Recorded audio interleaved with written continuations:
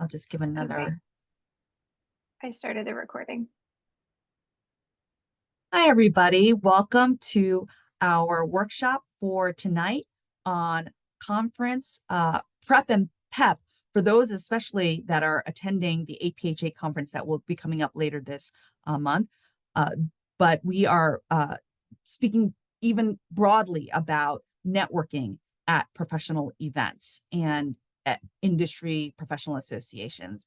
And so I'm glad to be here as one of your hosts for tonight's event. My name is Tina Lynn, and I am the CUNY SPH career coach, where I meet with students one-on-one for career coaching and recent alumni that have graduated within the last year, as well as run these workshop events. And I am joined here by my colleague, Taylor. Taylor, would you like to say hello and introduce yourself? Sure. Hi, everyone. My name is Taylor Drost. I am the Career Skills Academy program manager here at CUNY SPH, which, for those of you who don't know what that is a professional development program we offer for CUNY SPH students. And I'm also a CUNY SPH alum. So great to meet you all. Thanks, Taylor. And so just to get a sense of who we've got in the Zoom room today, that there's a good amount, half are just started here at CUNY SPH. So welcome. And we're so glad that you're here and engaging early. There are those that you're almost your last semester, so you're almost finished. So we're glad that you're here as well. And folks that are, we've got a few alumni in the room too. So we're really excited about that. And the majority are in health policy and management, as well as in community health. We've got some other folks here as well from EpiBio, some PhDs and that sort of thing, and a range between those that are just starting in their careers or in the middle of their careers. And hopefully I'll get a chance to meet you all in those one-on-one coaching sessions. So please don't be shy about getting those and using Handshake to book it and becoming more familiar with it if you're not already. And so today's topic on attending public health conferences that a good amount have not yet been to one. So hopefully this information will be helpful in preparing. And as mentioned before, this is interactive, so feel free to drop questions in the chat or unmute and speak up. But some questions that came in during the registration are things like people asking whether or not they should attend conferences if it's their first semester or wait. Definitely go. And we'll definitely go through some of the benefits of attending these conferences and some strategies on networking. And kind of like, I think like in the breakout room, that'll be a great time to really talk through overcoming those nerves in networking. And we'll give some tips around that too. If there are broader topics outside of this, happy to stay on to address those, as well as utilizing those one-on-one career coaching sessions. So without further ado, let's get through and get started on today's topic, where it's kind of like in three broad parts. So where like the first section A is kind of like a quick presentation on resources and how to prepare and research. And we will, the next part is the best part, where you're going to hear from alum that have attended some of these events. And these events are important because it's not just about information, but how you can apply that and work things out, and that pair and share in those breakout rooms. We hope that you'll stay for that and introduce yourself and share about your takeaways and what you've learned and what you want to try. And then we'll regroup to share out and close out with some of those best practices and pro tips, as well as address any questions that might come up, and give you some announcements about upcoming events. So what is an industry professional association? And these are valuable because they gather groups of people together who are working in public health, and they also provide members with lots of information to stay up on trends, but also these events to meet and hear from experts and to network with others and advance their careers. And it's a little bit like alphabet soup with all of these acronyms of all of these organizations, but they cover the gambit. And we'll focus a lot today on APHA, the American Public Health Association, because the CUNY SPH Dean's Office gifts the master's and PhD students with a student membership.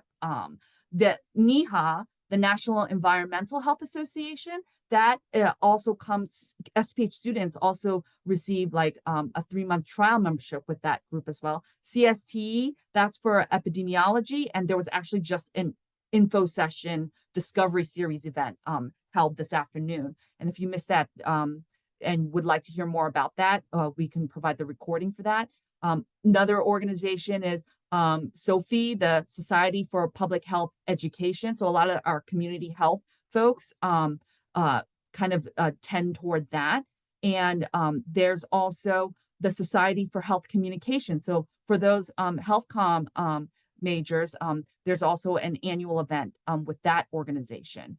Healthcare Leaders of New York, HLNY, it's the local New York chapter for a national organization for executives in hospitals. And so if health administration is of interest, that is also a great organization. And Sisters in Public Health, SIPH. So this is a newer nonprofit that gathers folks together around events, social events, as well as like webinars and educational events. And actually one of our SPH alumna started the New York City chapter for Sisters in Public Health. There's also a Long Island chapter. And so lots of different professional associations that group people together around like these areas of study and interest and socially as well. And so for APHA in particular, there is an annual conference in the fall. There is also an event that they hold each year in June in Washington, D.C. That's called the Policy Action Institute. So we'll have some of our alum friends share about PAI later today. And other benefits for being a part of and activating your student APHA membership is kind of being able to join these member sections. There's over 30 of them topically and thematically to choose from. So that way you can kind of like find your tribe and really get involved and hear from people that are interested in the same topics that you are. And additional benefits being part of APHA is that there's also like a job board that they call Career Mart. There's this platform called Big Interview that's great for practicing, utilizing that to practice for virtual interviews. There's also a resume AI scanner in Big Interview as well. So that's pretty cool. And there's also like a mentor match program. So APHA offers a lot. Similarly, CSTE, they have fellowship programs. And that was what the info session was about earlier today. And kind of like these other organizations also offer these in-person events, virtual workshops. Sometimes there's scholarships available. So all sorts of benefits of, you know, joining and getting involved, because it's something that you could put on your resume, right? It looks good. It's an opportunity for you to learn more and develop your public health portfolio, as well as get exposed to some of these trends and hear from these industry experts on these workshops and panels. And when you attend these events and meet with them, that's a way to expand your professional network. And as mentioned, some of these professional associations already have mentorship programs like baked into them. So, you know, APHA is a good one about Mentor Match. And they've also got job portals. So like similarly to Handshake, you can also sign up to get into like the APHA, CST, or the SOPHE portals, their career hubs, Career Mart, you know, and kind of fill in your interest areas and be on their listserv for when there are postings to get emailed about it. Ways that you can get involved is kind of like start by activating that membership for APHA. Other things that are really cool is that CUNY SPH your student government, the GSGA, they have a student success award, and where you can apply to potentially receive $1,000 to cover some activity with professional growth. And like there's tons of organizations and associations out there. So one great way to start is just join those mailing lists. And so some upcoming events, some are happening like right now. The Sophie Advocacy Summit is going on in Washington, D.C. this weekend. Later this month, APHA is holding its annual meeting over in Minneapolis. And for the APHA annual meeting, it moves around different places all over the country. Like it's been in Boston, it's been like in New Orleans. The Sophie annual meeting is in the spring. So that's going to be in April 2025. That's in Long Beach, California. Some people may decide to go just because of the locations. And the Society for Health Communication also has its event annually in June, I think usually in Washington, D.C.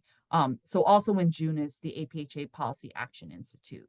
And so, you know, kind of like, if you know that these kinds of organizations have like events that happen every year, kind of like keeping that on your radar and planning ahead, like marking your calendar.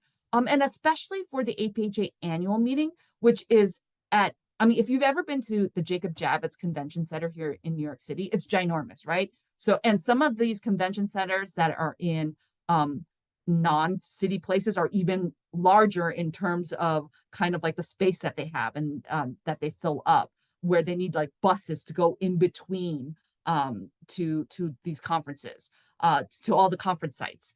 And so the thing about knowing ahead of time, if you know APHA is hosting an event every fall, generally around the October-November timeframe, then not only is attending in your first semester or like earlier on a good idea just to get a lay of the land, but there are opportunities to be a presenter. And so if you're thinking about topics for research and gathering that data now, perhaps you can plan ahead so that way when there is a call for abstracts in the spring, you can apply to have a poster presentation at the APHA annual meeting. And you'll find out by early summer if you get accepted or not. And that would be a great thing to have on your resume as well. A conference presentation, a poster presentation, speaking opportunities, and that sort of a thing. And so we're gonna have I'm gonna hand the mic over to Victoria, who actually attended the Policy Action Institute. And so she'll introduce herself and tell us about her experience. Victoria, take it away. Thanks, Tina, and thanks for having me on to speak with y'all this evening about Policy Action Institute and my experiences attending. So a little bit about me. I'm a spring 2023 Health Policy and Management alum. I'm a Career Skills Academy mentor, so some of you may seem familiar to you from there. I currently work at the Center for Innovation in Mental Health, which is a CUNY institution, and I work for them as a project coordinator on the Building Resilience in Youth project, which focuses on promoting youth mental health in areas of New York City hit hardest by COVID. But let me go ahead and pivot since I'm here to talk to you about Policy Action Institute. If we could advance, Tina. Oh, my apologies. I think I might have advanced too much. Yeah, there you go. So as a student, as Tina mentioned, there are a ton of opportunities that APHA offers. I've taken advantage of their mentorship program. I've taken advantage of the APHA Lead, which is a discussion forum. So throughout my time as both a student at CUNY SPH and also now I purchased an early career membership through APHA, I've been really involved in APHA kind of as much as possible.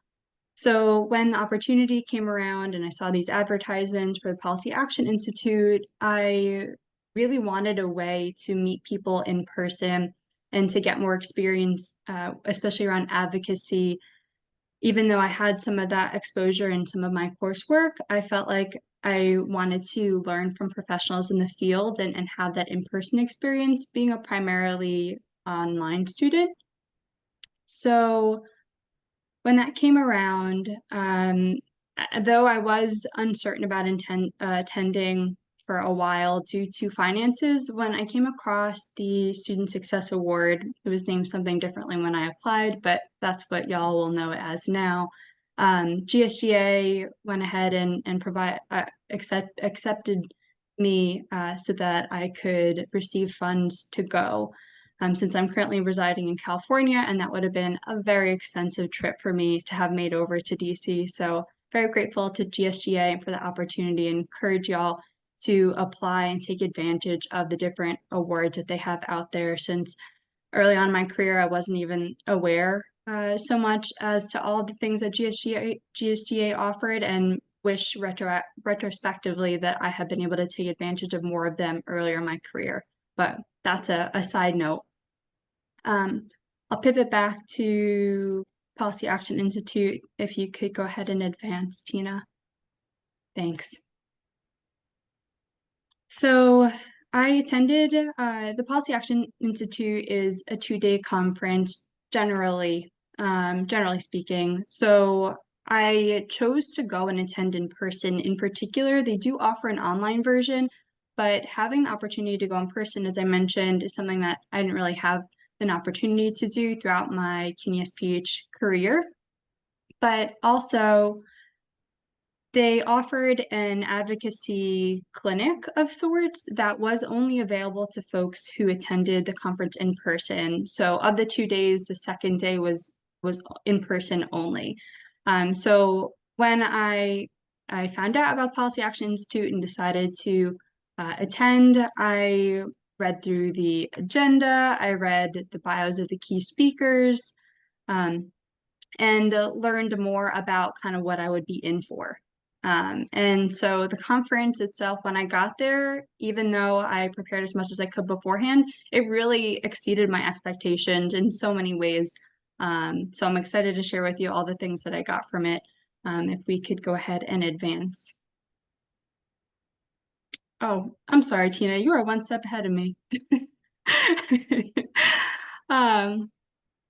So what I got out of the experience, oh, does it keep going back and forth? I'm still No, on. it's me.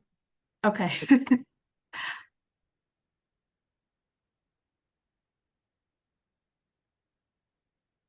Did you want the bio slide? Yeah, thank you. So I did want to just briefly speak about the two individuals whose bios you see here. So Sarah DeGia and Jennifer Wang were two speakers that we heard from during the Policy Action Institute, and whose impact on me still continues today, even though I attended the Policy Action Institute in 2023. So Sarah DeGia, I got a chance to hear about her experiences lobbying at the Policy Action Institute, and she really drove home for me the distinction between lobbying and advocacy. And as public health professionals, it's really, really important, no matter what domain you sit in or are studying for public health, knowing how to advocate and knowing how to lobby and knowing kind of the distinction between those laws.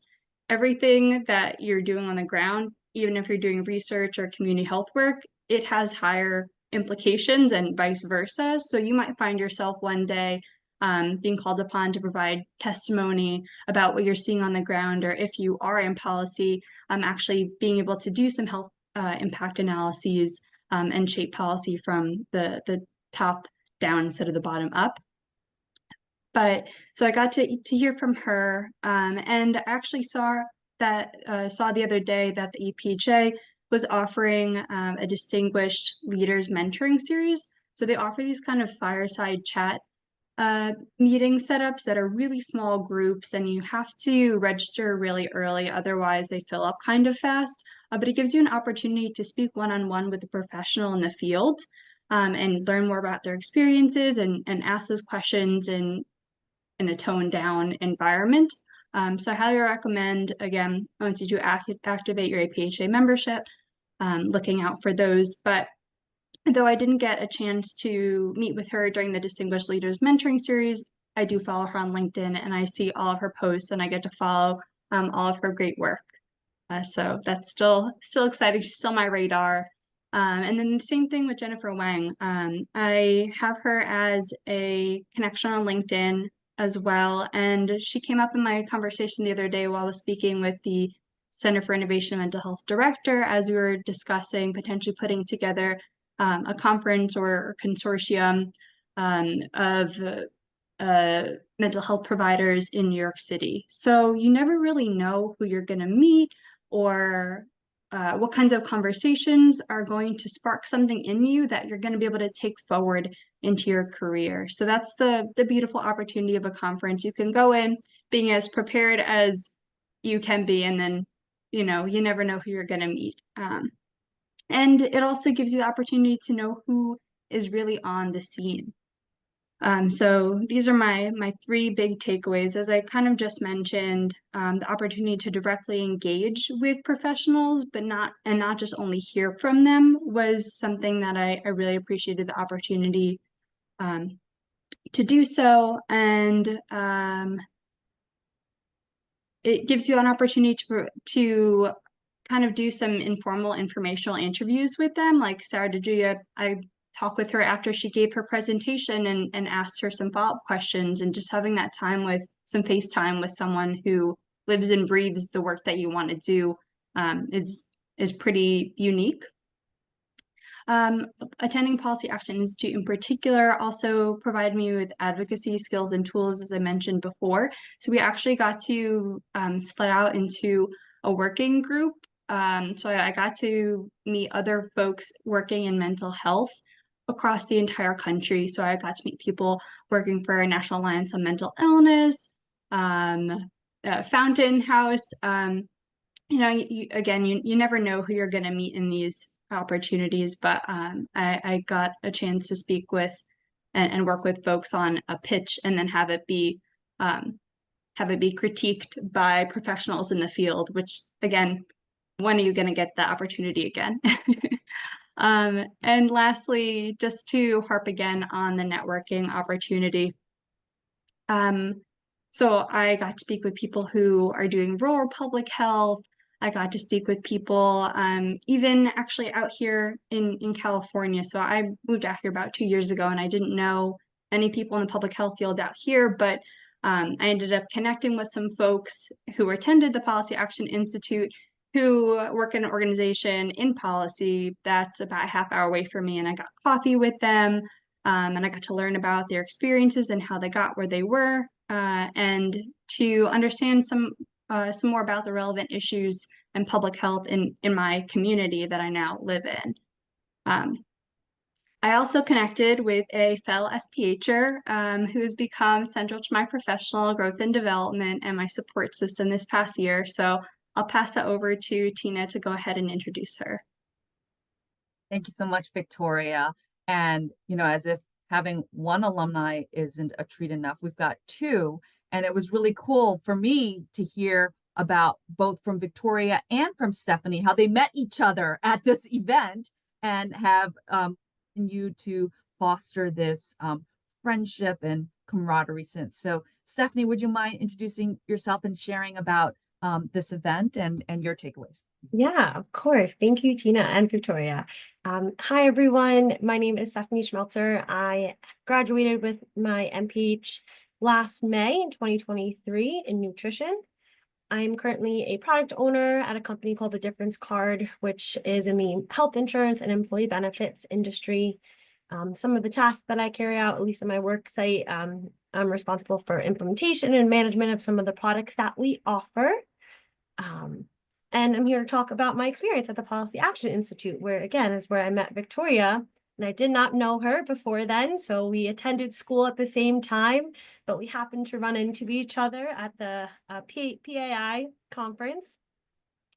And some of the benefits that I experienced from attending this conference, especially as a recent graduate, I attended last June, and so I graduated in May. And I think that timing of attending this conference full of professionals that are in public health and learning just about different organizations out there that I did not know before was a really valuable time period for me to attend a conference like this. And I think it's a really unique experience with attending conferences, in particular, right, the PAI conference, just because I got to learn about, again, organizations that I never heard about before. And you get to hear people from the organizations speak about the work that they're doing in the community and some of the roles that they're carrying out on a day-to-day basis. And again, that's really valuable just because when you're applying for jobs, you don't get that person actually giving you that presentation about the work that they're carrying out at their organization. And so with learning about these different organizations and some of the presenters, some of the actions that I took after the conference was connecting and following these organizations on LinkedIn. So I now follow all of these organizations and I keep up to date with just some of the roles that they're playing in the community. And what's really great too, they offer resources, educational resources available to anyone, just, for you to expand your own knowledge and skills in different public health areas, I would say, as it comes to communication and different community programming. And you can also follow the presenters on LinkedIn too, and just learn a little bit more about what they're continuing to do at their organization and even some available job postings. So I definitely recommend, if you're attending a conference, definitely hit that follow button on LinkedIn. And something that I've done even at a previous conference that I've attended is messaging the presenters after their presentation. And we all know that LinkedIn, doesn't give you a whole bunch of characters to send a message to, but it can be something simple and sweet as just, I, really appreciated your presentation. Thank you for all the work that you're doing in the community. And how can I learn more and how can I help? And, I've had that presenter respond back and share their appreciation for the message that I gave them. And it's just a great way to stay connected and to have more of a role in, or, expand or find out how you can help in the organizations that you're interested in. Additionally, with learning and hearing these speeches from these different presenters, it really expanded my own interest and, continued to give me an opportunity to learn about the different public health work that is out there and what really sparks my passions. And so that's something that I found I got inspired by from one speaker at the Frameworks Institute. Really interesting organization. They are focused on the way how we frame our communication styles and working to advance policy. And hearing the presenter speak was a really great presentation.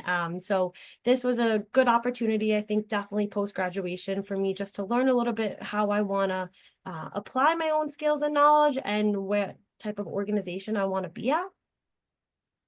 And then, I think, again, thinking about when I've graduated to when I attended the conference, I got to see my CUNY SPH education practiced in real life with all of these different esteemed professionals doing that hard work in the community. And the last benefit I'll share about attending the conference is, as we're talking about networking, being in an environment where you have so many people around you with different experiences and different skills, and having that ability to connect with one another and just learning from other people in that room. Something that I get, I can get a little bit shy sometimes in a big room full of people.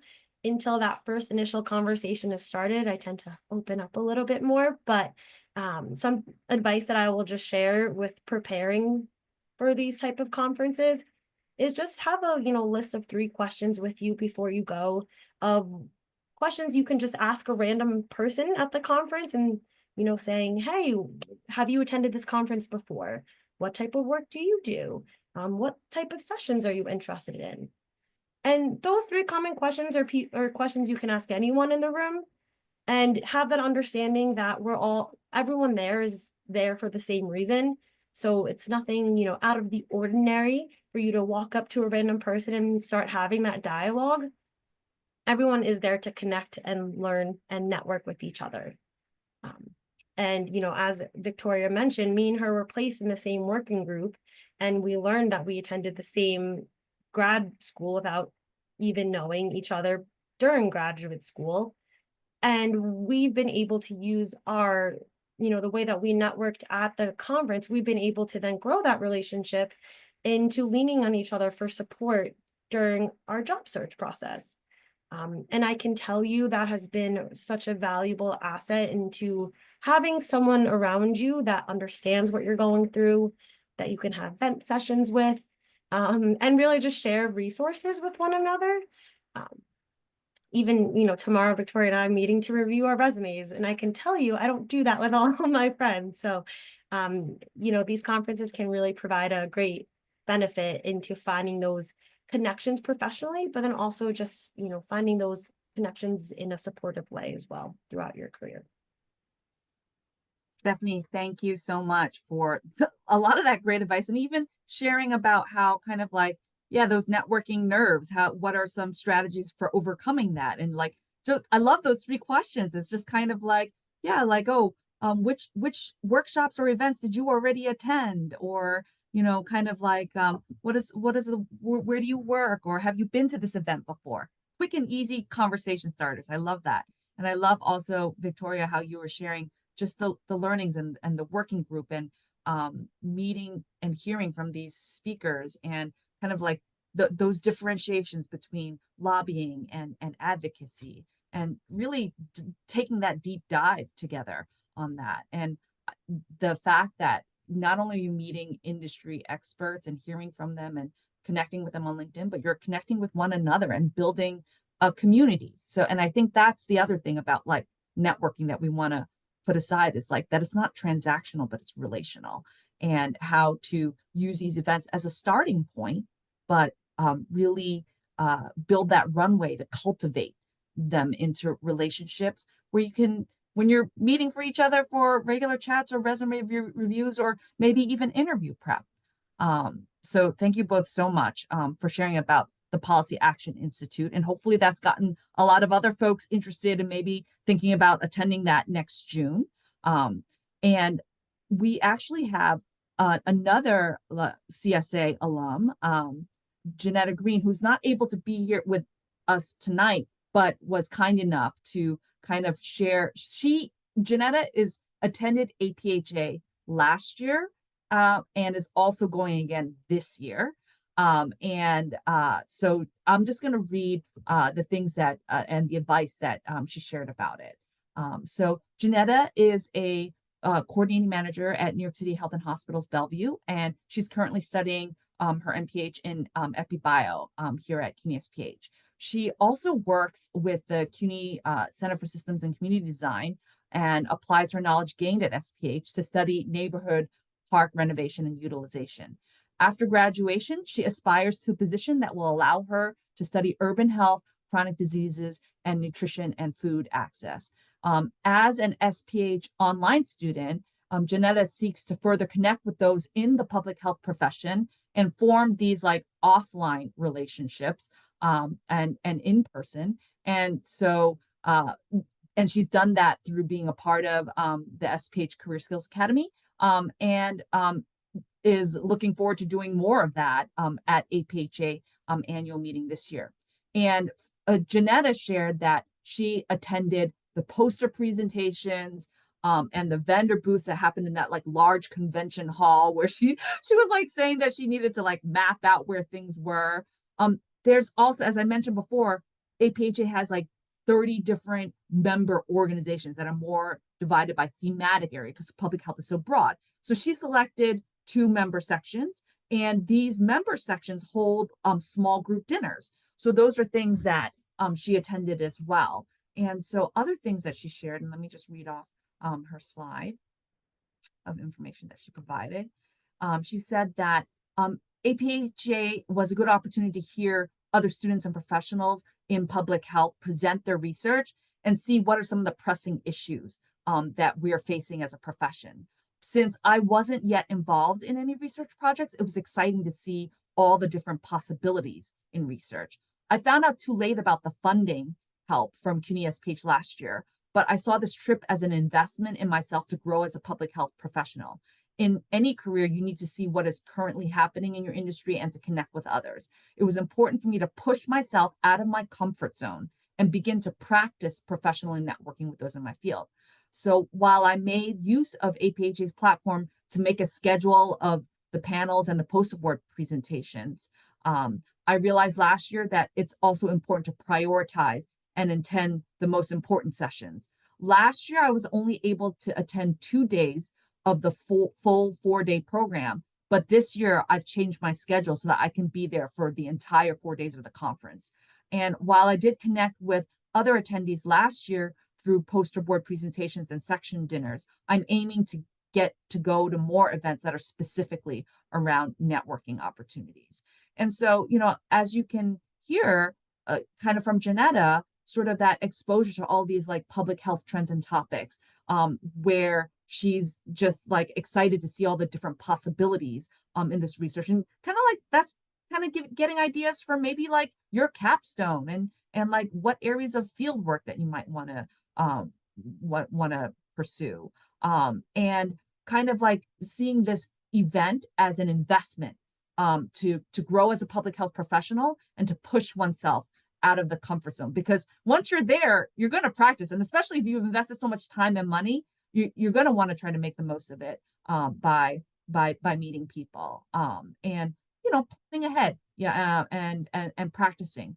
And so for those that will be attending the APHA conference, Jeanetta opened up a WhatsApp group for students, so you can check out the QR code to join that.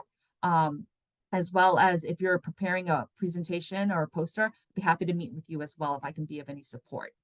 And so the moment that we've actually all been waiting for, these are our breakout rooms. And so kind of like 3 areas of like talk topics is just introduce yourself, kind of like what you're studying, which degree program, like how long have you been at SPH so far, and sort of like, have you been involved in industry professional organizations? Any of the ones that we mentioned, like APHA, have you activated yet? Or like, do any of the other ones sound interesting to you? And share any takeaways that you've heard from something new that you've learned or something that you want to try out.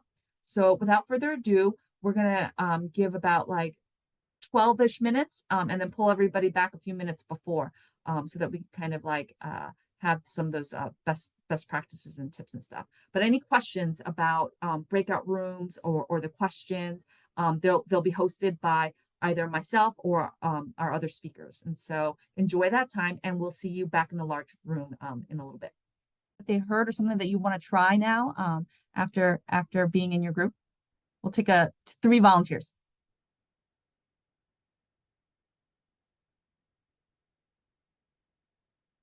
What was the question? Sorry. This is like the large group share out time. So if somebody wants to share something that from their group time, like your own takeaway or something that you've learned and something that you want to try. Lynn, please. Thank you.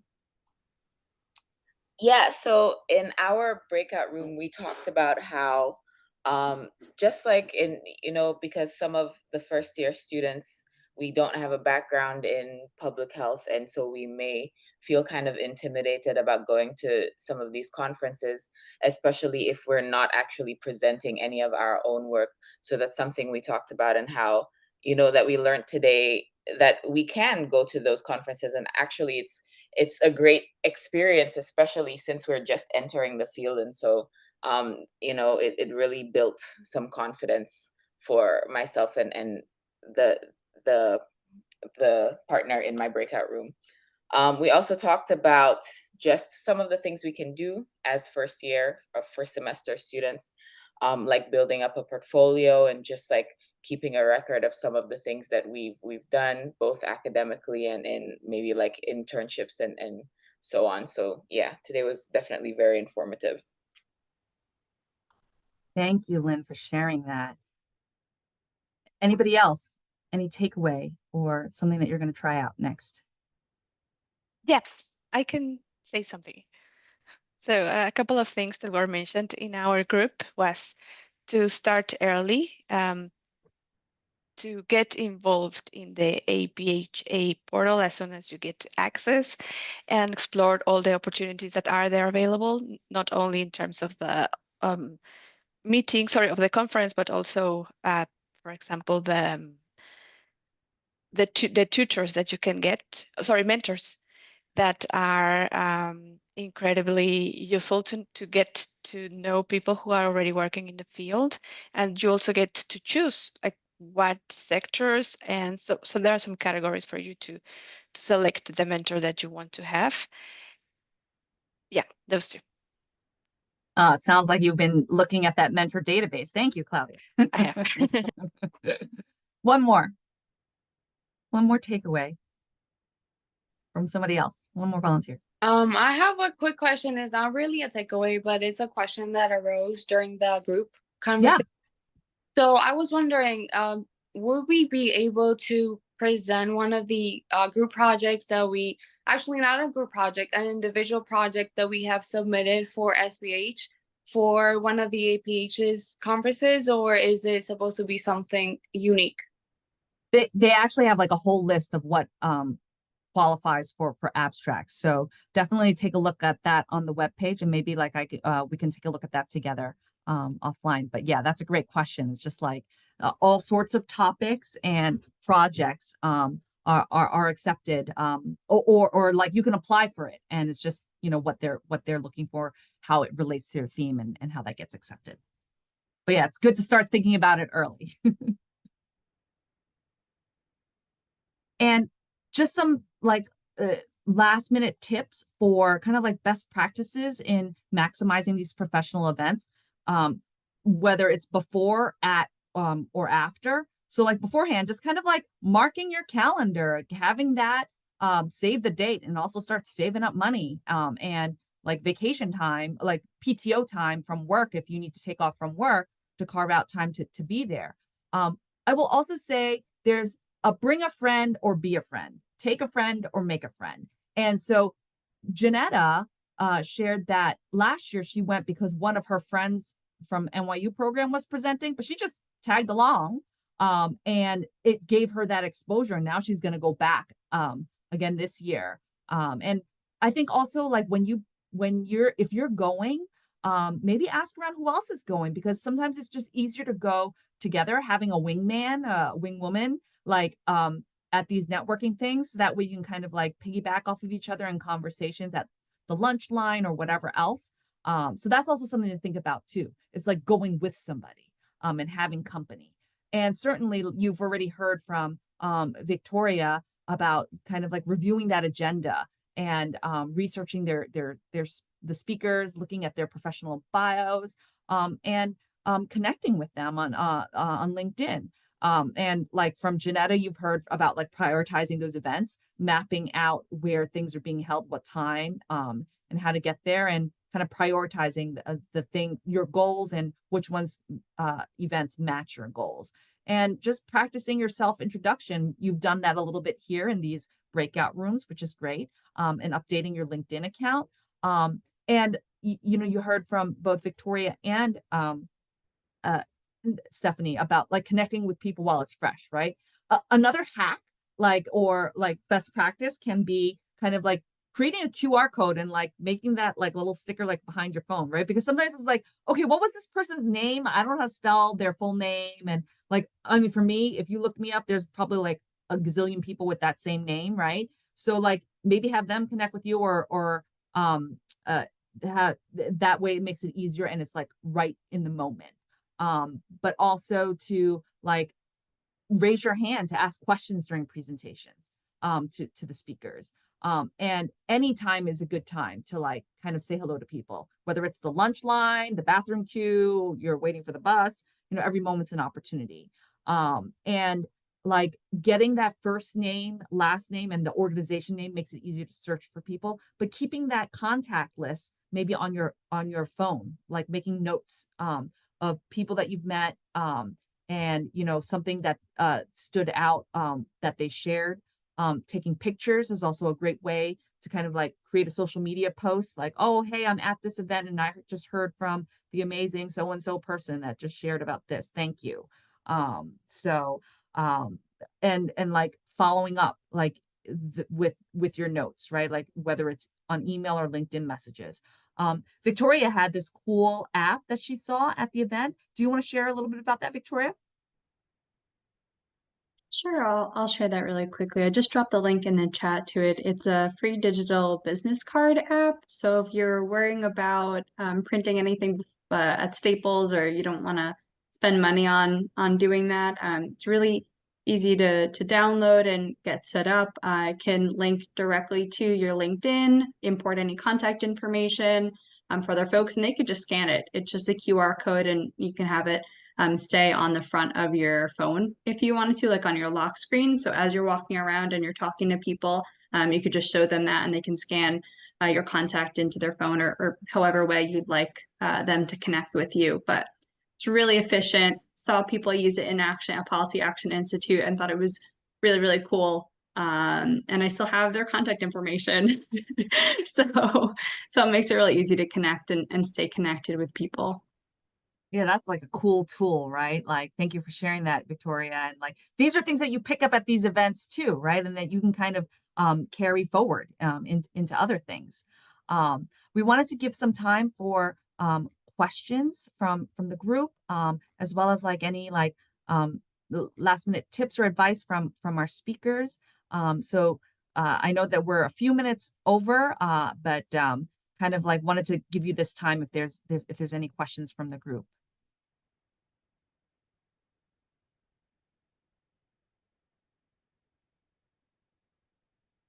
And while people are thinking about that, I'll kind of go through some announcements, just especially if you're new. We, the Office of Career Services, we send out a weekly email every Wednesday. There are opportunity jobs and internship and fellowship highlights and postings. Like, and if you get this every Wednesday, I would recommend reading this with your Handshake logged into Handshake so it's open. So the links directly go to the Handshake employer page and the posting page.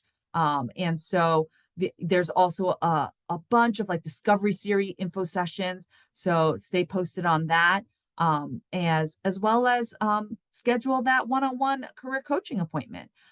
We've got other workshops. Our next one is going to be on resume writing. And especially somebody asked a really great question about like, what is part of my public health portfolio? And it is things that you do in the classroom, whether it's those academic projects or it's things that you're doing in the field, like joining APHA and becoming maybe a leader in the member section, or volunteering for like National Public Health Week. And so like, how do you get all of these experiences and academic work onto your resume? That's going to be next Tuesday, the 22nd. It's never too late to start thinking about PhD as well. If this is something of interest to you, Professor Sasha Fleary will be co-leading a workshop on kind of like getting prepared and organized and doing that research and having like a strong PhD application. And we cover a bunch of other topics as well. And we'll also have these career corner kind of like more, instead of like workshop form, it's more like conversational about like building connections with faculty.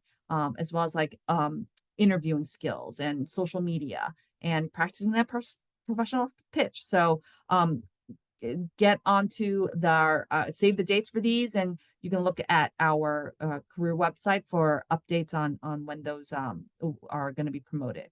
And most importantly, like we really would love to hear from you all about like, so as soon as you close out on Zoom, like, and getting your feedback about, how this event was for you, and what would you like to see more of, what can be improved. And this helps us shape how we can, so help us help you by sharing out your feedback. And so, yeah, we're just so glad that you came to invest this time. And, another thing that we do is like, as you head out, we have like a one-word checkout about how you're feeling now that you're leaving this time, like what did it do for you? So if you can kind of share that, I'm happy to stay on for another 10 minutes or so. I know some other people might need to leave and hop off, but if there are any other questions, I'm here to answer them. I just really wanted to thank our speakers, Victoria and Stephanie, so much for joining us here tonight and like leading the breakout rooms. Any final words that you'd like to share to our SPH community?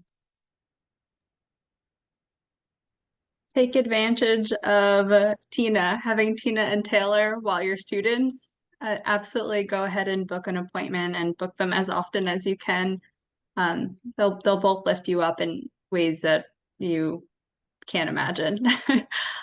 So definitely draw on the resources that you have at your disposal. The more you know, the more you'll be able to benefit from.